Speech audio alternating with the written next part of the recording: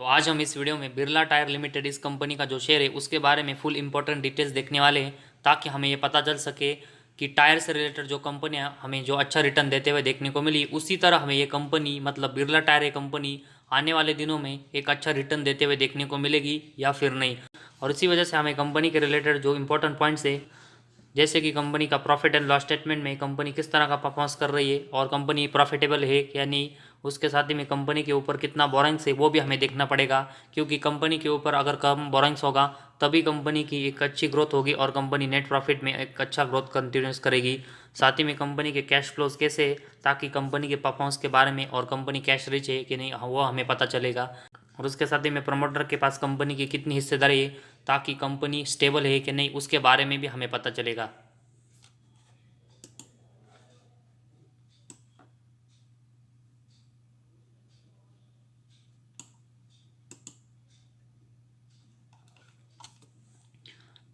तो सबसे पहले हम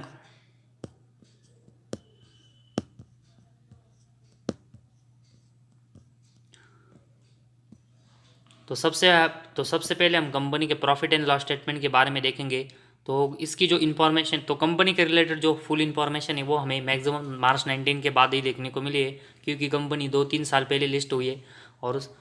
तो इस कंपनी की जो इन्फॉर्मेशन है वो मार्च 19 के बाद हमें मैक्सिमम सेगमेंट में देखने को मिलेगी। तो सबसे पहले हम प्रॉफिट एंड लॉस स्टेटमेंट में कंपनी का सेल्स देखेंगे। तो मार्च 19 में कंपनी का जो सेल्स है वो पूरे साल में कंपनी ने 0 सेल्स किया था। उसके बाद मार्च 20 में कंपनी का सेल्स बढ़कर 472 करोड़ का हुआ, लेकिन इसके बाद कंपनी का सेल्स में फिर से डाउनफॉल हुआ, जिसमें मार्च 21 में कंपनी का सेल्स कम होकर 137, इसके बाद मार्च 22 में यह सेल्स कम होकर 5 करोड़, और अभी ट्रेलिंग 12 मंथ्स में कंपनी का सेल्स है वो सिर्फ 2 करोड़ का हुआ है। तो मार्च 20 में कंपनी ने ज़रूर एक अच्छी सेल्स में ग्रोथ की थी, लेकिन इसके बाद कंपनी का जो सेल्स है वो बहुत ही ख़राब और डाउनफॉल में गया है, जिसकी वजह से कंपनी के परफॉर्मेंस बहुत ही ख़राब हो सकते हैं। और इस कंपनी का जो सेल्स है उसके कंपेरेटिवली अगर हम कंपनी के एक्सपेंस देखेंगे, तो कंपनी ने कंटिन्यूस अपने जो एक्सपेंस है वो सेल्स के कंपेरेटिवली ज़्यादा की है, जिसकी वजह से कंपनी का ऑपरेटिंग प्रॉफिट है वो कंटिन्यूस लॉस मेकिंग है, जिसमें कंपनी का ऑपरेटिंग प्रॉफिट मार्च 20 में -163, इसके बाद अगले साल -108, इसके अगले साल -31, और ट्रेलिंग 12 मंथ्स में ही -25 करोड़ का है। तो जिस तरह कंपनी के एक्सपेंस सेल्स के कंपेरेटिवली बढ़े और उसी वजह से कंपनी का ऑपरेटिंग प्रॉफिट है वो मैक्सिमम कंपनी ने लॉस मेकिंग किया है। और उसके साथ ही में कंपनी का ऑपरेटिंग प्रॉफिट मार्जिन भी देखेंगे तो ये भी कंटिन्यूस लॉस मेकिंग है। और अभी ट्रेलिंग 12 मंथ्स में ये तो 1000% के ऊपर का माइनस में गया है, जो कि बहुत ही निगेटिव साइन है। और उसके साथ ही में अगर हम कंपनी की इंटरेस्ट देखेंगे, तो कंपनी की जो इंटरेस्ट है वो कंटिन्यूस 100 के ऊपर है, जिसकी वजह से इस कंपनी के ऊपर बहुत ही ज़्यादा बोरिंग्स है। और इस इंटरेस्ट रेट की बढ़ने की वजह से कंपनी का जो नेट प्रॉफिट है वो भी और हमें माइनस में जाते हुए देखने को मिला, जो कि मार्च 20 में ये -287, इसके अगले साल -288, इसके अगले साल -656, और ट्रेलिंग 12 मंथ्स में -588। तो कंपनी का जो नेट प्रॉफिट है वो कंटिन्यूस यहाँ पर लॉस मेकिंग है। और उसके साथ ही में अगर हम कंपनी की ईपीएस देखेंगे, तो कंपनी का जो ईपीएस है वो भी कंटिन्यूस यहाँ पर लॉस मेकिंग है। तो इस कंपनी का प्रॉफिट एंड लॉस स्टेटमेंट के बारे में अभी हमने इन्फॉर्मेशन देखी है। उसमें कंपनी की जो सेल्स की ग्रोथ है वो मार्च 20 के बाद बहुत ही ख़राब हुई है, और उसके कंपेरेटिवली कंपनी के जो एक्सपेंस है वो कंटिन्यूस बढ़े, जिसकी वजह से कंपनी का ऑपरेटिंग प्रॉफिट मार्जिन कंपनी का ये लॉस मेकिंग हुआ है। और उसके साथ ही में कंपनी के जो इंटरेस्ट रेट कंटिन्यूस बढ़ रहे हैं, उसकी वजह से कंपनी का जो नेट प्रॉफिट है वो भी हमें कंटिन्यूस लॉस मेकिंग देखने को मिला है। और उसके साथ ही में कंपनी का जो ईपीएस है वो भी यहाँ पर कंटिन्यूस लॉस मेकिंग और निगेटिव में है। तो कंपनी का प्रॉफिट एंड लॉस स्टेटमेंट में हमें कंपनी एक भी साल यहाँ पर नेट प्रॉफिटेबल देखने को नहीं मिली है, जो कि इन्वेस्टमेंट की नज़र से बहुत ही निगेटिव साइन है। और उसके बाद कंपनी का जो बोरिंग्स कैसा बढ़ रहा है उसके लिए हमें कंपनी की बैलेंस शीट देखनी पड़ेगी। और इस बैलेंस शीट में कंपनी के पास सितंबर 22 में -1400 करोड़ के रिजर्व है। तो इस कंपनी के जो रिजर्व है वो कंटिन्यूस लॉस मेकिंग और बहुत ही ख़राब हो रहे हैं। और उसके कंपेरेटिवली अगर हम कंपनी का बोरिंग्स देखेंगे, तो कंपनी का जो बोरिंग्स है वो मार्च 20 के बाद कंटिन्यूस यहाँ पर बढ़ रहा है, और ये सितंबर 22 में 1000 करोड़ के ऊपर गया है। तो कंपनी की जो बोरिंग्स है वो 1000 करोड़ के ऊपर है, और उसके कंपेरेटिवली कंपनी का जो रिजर्व है वो -1400 करोड़ का है। तो इसी वजह से कंपनी का जो बोरिंग्स है वो रिजर्व के कंपेरेटिवली बहुत ही ज़्यादा है, और कंपनी की जो रिजर्व की ग्रोथ है वो कंटिन्यूस डाउन हो रही है, और कंपनी का जो बोरिंग्स कंटिन्यूस बढ़ रहा है, और इसी वजह से कंपनी की जो बैलेंस शीट है वो बहुत ही वीक हो रही है, जो कि बहुत ही निगेटिव साइन है।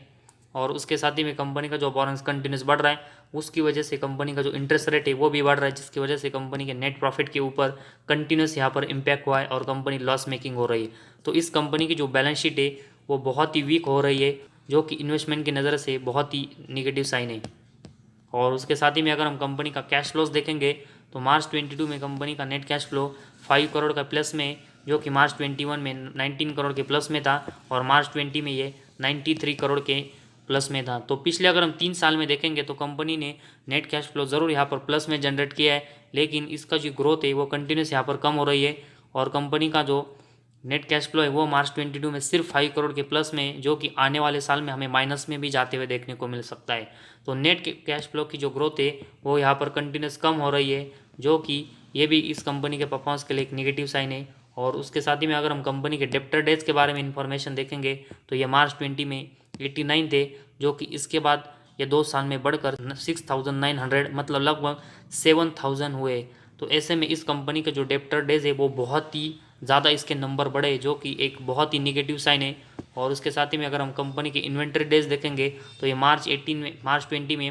88 थे, जो कि अभी ये मार्च 22 में बढ़कर 900 के ऊपर गए। तो कंपनी का जो इन्वेंट्रीज है उसके नंबर से वो भी बहुत ही कंटिन्यूस बढ़ रहे, और इसी वजह से कंपनी के परफॉर्मेंस के लिए ये भी निगेटिव साइन है। तो कंपनी के डेप्टर डेज और इन्वेंट्री डेज के नंबर से वो इस कंपनी के कंटिन्यूस बढ़ रहे, जो कि बहुत ही निगेटिव साइन है। और लास्ट में अगर हम कंपनी का शेयर होल्डिंग पैटर्न देखेंगे तो प्रमोटर के पास 38.47% की हिस्सेदारी है, जो कि पिछले 1 साल में अगर हम देखेंगे तो प्रमोटर की जो हिस्सेदारी वो इस कंपनी में कंटिन्यूस कम हो रही है, और एफ की हिस्सेदारी इस कंपनी में 0.006 है, तो बहुत ही ना के बराबर इनकी हिस्सेदारी है। और डी की हिस्सेदारी इस कंपनी में 3.53% है, जो कि पिछले क्वार्टर के कंपेरेटिवली ये भी इनकी भी हिस्सेदारी इस कंपनी में कम हो रही है। और उसके साथ ही में गवर्नमेंट के पास पिछले क्वार्टर में 0.24% की हिस्सेदारी थी, तो इन्होंने भी इस कंपनी में हिस्सेदारी पूरी जीरो कर रही है। और उसके साथ ही में पब्लिक की हिस्सेदारी इस कंपनी में 57.95 मतलब 58% के जो स्टेक है वो इस कंपनी में पब्लिक के पास है। और उसके कंपेरेटिवली अगर हम प्रमोटर के पास देखेंगे तो इस कंपनी के 38% के स्टॉक है, और इस कंपनी में जिस प्रमोटर की हिस्सेदारी कम हो रही है उससे आने वाले दिनों में कंपनी के जो प्रमोटर है उनकी हिस्सेदारी 30% के नीचे भी हमें जाते हुए देखने को मिल सकती है। या और इसके साथ ही एफ में हमें इस कंपनी में ज़्यादा इंटरेस्टेड देखने को नहीं मिल रहे, और डी की जो हिस्सेदारी है वो भी पिछले क्वार्टर के कंपेरेटिवली कम हुई है। टायर सेक्टर के बारे में देखेंगे तो बहुत कंपनी ने अच्छे रिटर्न दिए, लेकिन बिरला टायर इस कंपनी के बारे में अभी हमने जो इन्फॉर्मेशन देखी है और इससे हमें यह पता चला है कि company profit and loss statement में बहुत ही बड़े लॉस कंटिन्यूस कर रही है, और कंपनी एक भी साल ऐसा नहीं रहा है कि कंपनी ने एक प्रॉफिट जनरेट किया है। कंपनी कंटिन्यूस यहाँ पर लॉस मेकिंग है, साथ ही में कंपनी के कैश फ्लोज है वो भी कंटिन्यूस यहाँ पर ड्रॉप हो रहे हैं। कंपनी की जो बोरिंग्स है 1000 करोड़ के ऊपर है, और उसके कंपेरेटिवली कंपनी का जो रिजर्व है वो -1400 करोड़ का है। तो ऐसे में कंपनी की जो बैलेंस शीट है वो भी बहुत वीक हो रही है, और कंपनी का इंटरेस्ट रेट भी बढ़ रहा है, जिसकी वजह से कंपनी का net profit continuous loss making हुआ है। और उसके साथ ही में कंपनी के डेप्टर डेज के नंबर से वो 7000 के आसपास है, और इन्वेंट्री डेज के नंबर से वो भी 1000 के आसपास है, जो कि किसी भी कंपनी के डेप्टर डेज और इन्वेंट्री डेज के नंबर ज़्यादा होते हैं वो उस कंपनी का परफॉर्मेंस उतना ही ख़राब होता है, और उसी वजह से हमें इस कंपनी का परफॉर्मेंस है वो कंटिन्यूस ख़राब देखने को मिला है। और प्रमोटर की जो हिस्सेदारी वो भी इस कंपनी में कंटिन्यूस कम हो रही है, और उसके कंपेरेटिवली पब्लिक की हिस्सेदारी हमें इस कंपनी में बढ़ते हुए देखने को मिली। तो कंपनी की जो फंडामेंटल है वो बहुत ही वीक है, और company continuous loss making performance कर रही है, और कंपनी के ऊपर बहुत ही बड़ा बोरिंग्स है, और इसी वजह से company continuous loss making performance और कंपनी के जो परफॉर्मेंस है वो कंटिन्यूस डाउन हो रहे हैं, और कंपनी के जो सेल्स की ग्रोथ है वो भी बहुत ही कंटिन्यूस यहाँ पर ख़राब हो रही है, और इसी वजह से कंपनी के जो सभी सेगमेंट के परफॉर्मेंस है वो लॉस मेकिंग और डाउन हो रहे हैं, और इसी वजह से हमें इस कंपनी में अभी एक अच्छे रिटर्न आते हुए देखने को नहीं मिलेंगे, और कंपनी के जो फंडामेंटल बहुत ही वीक है, और इसी वजह से हमें इस कंपनी में ज़्यादा इन्वेस्टमेंट के बारे में नहीं सोचना चाहिए जब तक कंपनी एटलीस्ट नेट प्रॉफिटेबल नहीं होती, कंपनी का बोरिंग्स कम नहीं होता, और कंपनी के जो कैश फ्लोज है वो यहाँ पर कंपनी की उसकी ग्रोथ है वो बढ़ाते हुए देखने को नहीं मिलेगी। तो फिलहाल बिरला टायर ये कंपनी बाकी के टायर सेक्टर के कंपेरेटिवली फंडामेंटली बहुत ही वीक है, जिसकी वजह से हमें इस कंपनी में अभी इन्वेस्टमेंट करने से अवॉइड करना चाहिए जब तक कंपनी एटलीस्ट किसी क्वार्टर और साल में नेट प्रॉफिटेबल नहीं होती।